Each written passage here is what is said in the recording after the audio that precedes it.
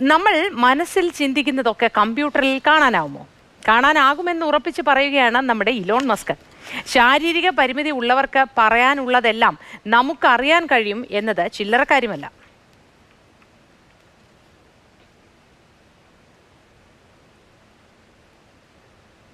അഭിരാമിയുണ്ടൊപ്പം. Good morning Abhirami, ഇതെന്താണ് സംഗതി? Good morning Mothi. നമ്മുടെ സാങ്കേതിക വിദ്യ എന്തൊരു വളർച്ചയാണ് നടത്തിക്കൊണ്ടിരിക്കുന്നതെന്ന് നമ്മൾ അത്ഭുതപ്പെടാറുണ്ട്. അത്തരത്തിലൊരു അത്ഭുതം തന്നെയാണ് എലോൺ മസ്ക് നമുക്കായി ഒരുക്കി വെച്ചിരിക്കുന്നത്. ന്യൂറാലിങ്ക് എന്ന് പറയുന്ന ഈ പരീക്ഷണത്തിലൂടെ നമ്മൾ എന്ത് മനസ്സിൽ ചിന്തിക്കുന്നോ അത് നമ്മുടെ വിരൽത്തുമ്പിൽ അല്ലെങ്കിൽ നമ്മുടെ സിസ്റ്റത്തിൽ, നമ്മുടെ മൊബൈൽ ഫോണിലൊക്കെ ലഭ്യമാകുന്ന ഒരു പരീക്ഷണമാണ് ഇപ്പോൾ വിജയകരമായെന്ന് ഇലോൺ മസ്ക് നമുക്ക് പറഞ്ഞു തരുന്നത്. അതായത് നമ്മുടെ തലച്ചോറിൽ ഘടിപ്പിച്ചിരിക്കുന്ന ഒരു ചിപ്പ് വഴി നമ്മുടെ ന്യൂറോണിൻ്റെ ചലനങ്ങളൊക്കെ മനസ്സിലാക്കി അതുവഴിയാണ് ഇതിൻ്റെ കമ്മ്യൂണിക്കേഷൻ നടക്കുന്നത്.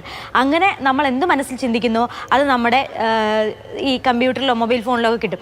ഉദാഹരണം പറയുകയാണെങ്കിൽ നമ്മളിപ്പോൾ ചില സമയത്ത് നമുക്ക് ഒരു പാട്ട് നമ്മളിങ്ങനെ മനസ്സിൽ ആലോചിക്കും, പക്ഷേ അതിൻ്റെ വരികൾ കിട്ടില്ല. നമ്മൾ സെർച്ച് ചെയ്യാൻ വേണ്ടി അതിൻ്റെ വരികൾ കിട്ടില്ല, ട്യൂണ് മാത്രമായിരിക്കും ഇങ്ങനെ ഓർമ്മയിൽ വരിക. ഏത് സിനിമയാണെന്ന് പോലും ഓർമ്മയില്ലാതെ അങ്ങനെ വരികൾ മാത്രം വരും. അപ്പോൾ നമുക്ക് സെർച്ച് ചെയ്ത് കണ്ടുപിടിക്കാൻ വലിയ പ്രയാസമായിരിക്കും, നമുക്ക് അതിന് വലിയ വിഷമമൊക്കെ തോന്നും. എനിക്ക് പലപ്പോഴും അങ്ങനത്തെ സാഹചര്യങ്ങൾ ഉണ്ടായിട്ടുണ്ട്.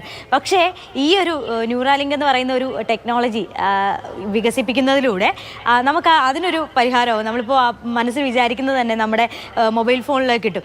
ഇതിനെ എലോൺ മസ്ക് വിശേഷിപ്പിക്കുന്നത് ടെലിപ്പതി എന്നാണ്. അപ്പോൾ ശരിക്കും ഈ ഒരു പരീക്ഷണം ഏറ്റവും ഉപകാരപ്പെടുന്നത് നമ്മുടെ ചലനശേഷി നഷ്ടപ്പെട്ടവർക്ക് ഒക്കെയാണ്. അവർക്ക് സ്വന്തമായി കാര്യങ്ങൾ ചെയ്യാനൊക്കെ ഈ ഒരു പരീക്ഷണം കഴിയുന്നതോടെ, ഈ ഒരു പരീക്ഷണം ഇനി കൂടുതൽ തലങ്ങളിലേക്ക് എത്തുന്നതോടെ അവർക്ക് ഇതൊക്കെ സാധിക്കും. എന്തായാലും ഒറ്റ കാര്യം ചോദിച്ചോട്ടെ, അതായത് ഈ സംവിധാനങ്ങൾ പുരോഗമനത്തെക്കുറിച്ചും സാങ്കേതിക വിദ്യയുടെ വളർച്ചയെക്കുറിച്ചും ഒക്കെ അഭിരാമി തുടക്കത്തിൽ പറഞ്ഞു തുടങ്ങിയല്ലോ. വ്യക്തിപരമായി അഭിരാമിക്ക് തോന്നുന്നുണ്ടോ ചലനശേഷി നഷ്ടപ്പെട്ടവർക്ക് സഹായകമാകുന്ന ഈ സംവിധാനം ഏതെങ്കിലും തരത്തിൽ ദുരുപയോഗം ചെയ്യാനുള്ളൊരു സാധ്യതയും ഇല്ലേ? ഉറപ്പായിട്ടും മോത്തി, ഇതിൻ്റെ നമുക്ക് നമ്മുടെ സ്വകാര്യത എന്ന് പറയുന്നത് നമ്മുടെ മനസ്സിലാണ് നമുക്ക് കുറച്ചെങ്കിലും സ്വകാര്യതയുള്ളത്. ആ സ്വകാര്യതയും കൂടി ഇത്തരത്തിലൊരു സംവിധാനം വരുമ്പോൾ നഷ്ടപ്പെടുമെന്ന് ഞാൻ പേഴ്സണലി എനിക്ക് ഒരു ഭയമുണ്ട്. കാരണം നമ്മുടെ മനസ്സിൽ നമ്മൾ പലതും ഓവർ തിങ്ക് ചെയ്യുന്ന ഒരു എനിക്ക് ഭയങ്കരമായിട്ട് ഞാനൊക്കെ ഓവർ തിങ്ക് ചെയ്യുന്ന ഒരു ആളാണ്. അപ്പോൾ അതൊക്കെ നമ്മുടെ സാങ്കേതിക വിദ്യയിലേക്ക് വരുമ്പോൾ എങ്ങനെ എഫക്റ്റ് ചെയ്യുമെന്ന് ആലോചിച്ച് ഇതാണ് ഞാനും ഇത് തന്നെയാണ് പറയാൻ ആഗ്രഹിച്ചത്.